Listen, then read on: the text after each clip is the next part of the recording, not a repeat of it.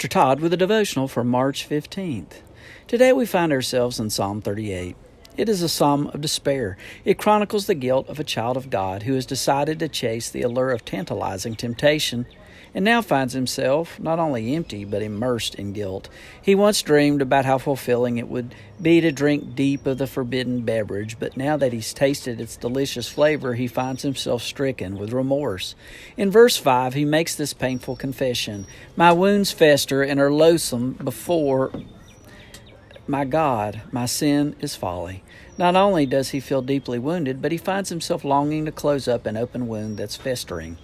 We live in a time that demands barriers and rules are meant to be broken.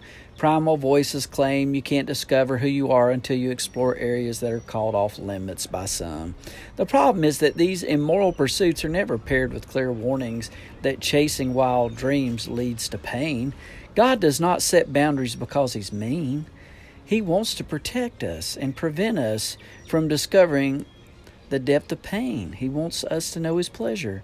He has boundaries to protect us from the pain that is bound to pierce us when we step outside of God's safe pasture.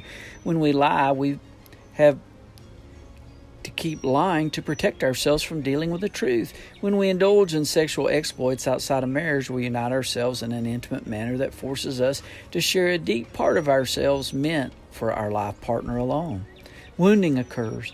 Drug addiction is an attempt to feel something besides pain and regret. It's a desperate plea to escape emptiness. Psalm 38 reveals the aching heart of a child of God who stepped outside of God's plan and paid a price for it. What about you? Are you wounded? Are you living in deep regret because you chose to chase lust instead of seek the one who truly loves you? The good news of the gospel is that it's never too late to go to the cross.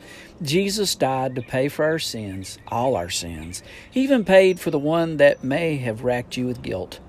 Let me close with Psalm 2:14 in the International Children's Bible. We owed a debt because we broke God's laws. That debt listed all the rules we failed to follow, but God forgave us that debt. He took away that debt and nailed it to the cross.